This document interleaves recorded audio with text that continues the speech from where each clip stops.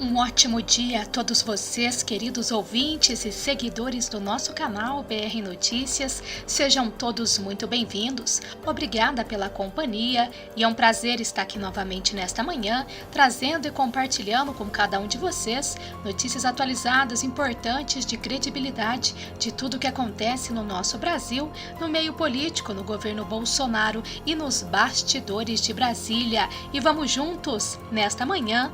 Maia chora muito ao receber notícia, por essa o traidor não esperava. E vejam só, uma notícia maravilhosa. Todo o Brasil estava aguardando. Muito bom mesmo para começar esse dia. Uma decisão louvável, acertada, justa, corretíssima. Essa sim é a justiça que o povo brasileiro espera. E está na hora de acabar com os políticos corruptos que roubam esse Brasil. E o traidor Rodrigo Maia caiu. Ouçam e entendam isso, cidadão de bem, povo brasileiro. Com essa, Maia não contava mesmo. Acabou para ele. Não se importa com a nação brasileira, Botafogo. Aí está. Que bofetada! E esse é só o começo. O nosso Brasil precisava disso. Vamos juntos, Brasil, aqui agora. Mas antes, por favor, inscreva-se em nosso canal, deixe o seu like, o seu comentário, não se esqueça de clicar no sininho e, por favor, todos compartilhem. E a notícia: Justiça Federal determina a transferência de fundo eleitoral de 2 bilhões para combate à crise da saúde em que vivemos, a essa pandemia. Pois muito bem, a Justiça Federal do Rio de Janeiro determinou o prazo de 4 dias para que os chefes do Poder Executivo e Poder Legislativo deliberarem sobre o uso de 2 bilhões do Fundo Especial de Financiamento de Campanha no combate à pandemia, e a decisão foi da juíza Frana Elizabeth Mendes, da 26ª Vara Federal do Rio de Janeiro. A decisão foi prolatada na sexta-feira, dia 27, e o Congresso e Planalto têm até esta terça-feira, dia 31, para deliberar o assunto. E caso isso não ocorra, o juízo pode terminar diretamente a utilização da verba.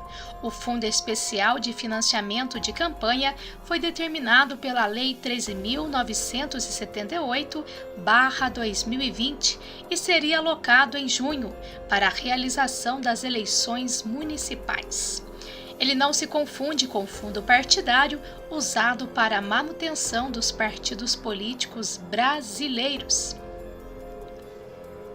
E isso é inclusive passível de renúncia por partidos que não desejarem sua utilização.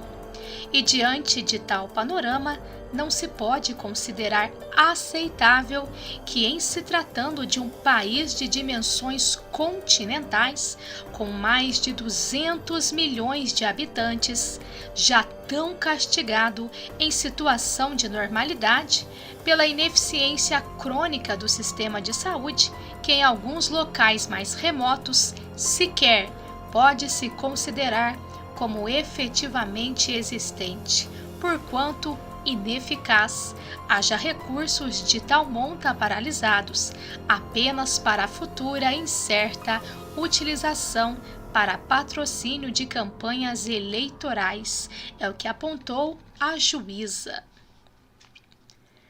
E ao decidir, a magistrada considerou legítimo o pedido feito pelo autor, que buscou a chancela do Poder Judiciário para a preservação dos direitos fundamentais à saúde e à vida diante da situação causada por essa crise na saúde, pela pandemia em que todos nós vivemos.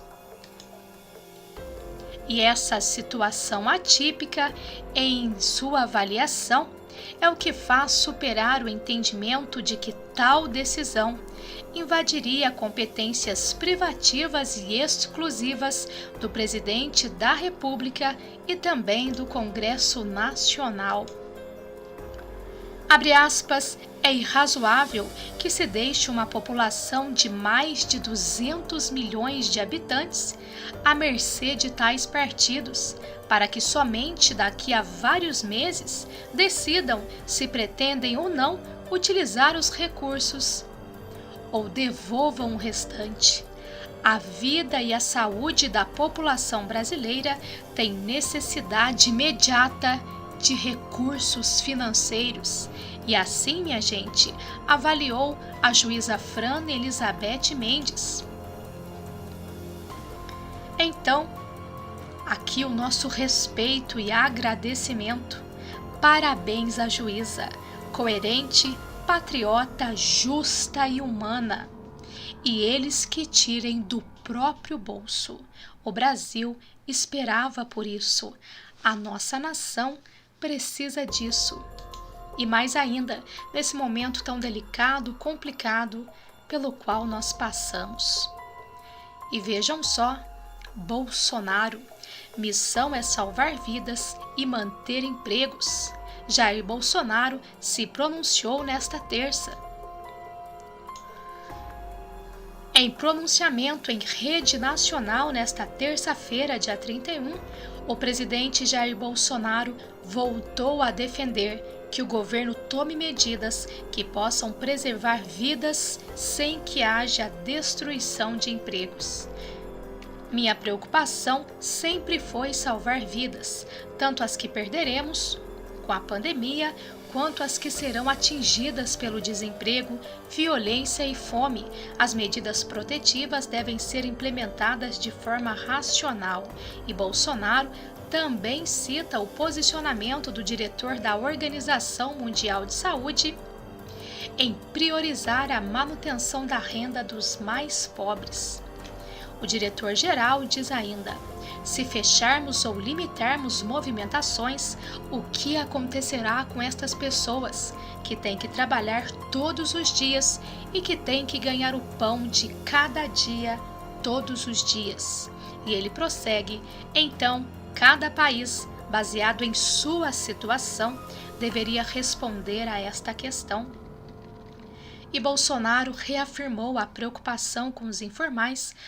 Apesar da aprovação do auxílio de R$ 600, o presidente afirmou que eles ainda têm a necessidade de trabalhar. Precisamos pensar nas famílias mais vulneráveis. O que será do camelô, do ambulante, do vendedor de churrasquinho, do caminhoneiro e de outros autônomos que tenho mantido contato durante toda a minha vida pública? E assim questionou o nosso presidente, que também reiterou a necessidade de proteger os idosos e pessoas com doenças pré-existentes. Temos uma missão: salvar vidas sem deixar para trás os empregos. Por um lado, temos que ter cautela e precaução com todos, principalmente junto aos mais idosos e portadores de doenças pré-existentes. Por outro, temos que combater o desemprego, que cresce rapidamente. E em especial entre os mais pobres. Vamos cumprir essa missão ao mesmo tempo em que cuidamos da saúde das pessoas. É o que disse. E o Brasil registrou nessa terça 201 mortes em decorrência da pandemia e outros 5.717 casos confirmados. Isso segundo o Ministério da Saúde. E vejam só, para finalizar, após passear pela Europa e torrar 150 mil do dinheiro público, Lula diz para ficar em casa. O ex-presidiário Luiz Inácio Lula da Silva usou sua conta no Twitter nesta segunda-feira, dia 30, para tirar uma casquinha da situação e criticar o posicionamento do governo federal frente a essa crise, e após ter passeado pela França, Bélgica e Alemanha, onde recebeu homenagens e encontros com figuras políticas durante 11 dias, o petista afirma que o povo deve ficar em casa.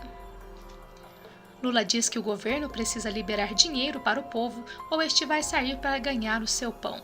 Mas ele ignora que sua viagem custou 150 mil aos cofres públicos, somando a passagem da ex-presidente Dilma Rousseff, que esteve em Paris com Lula, e a despesa chega a 185 mil. E vejam só, aí está a barbaridade. Deveria mesmo ser proibido falar nesta pessoa que só fez mal ao Brasil e aos nossos brasileiros. E é o que eu gostaria de trazer para todos nessa manhã de hoje. Obrigada a todos pela companhia e a credibilidade. Tenham todos um excelente dia, uma ótima semana. Fiquem com Deus e até a próxima. Mas antes, por favor, inscreva-se em nosso canal, deixe o seu like, o seu comentário. Não se esqueça de clicar no sininho e, por favor, todos compartilhem.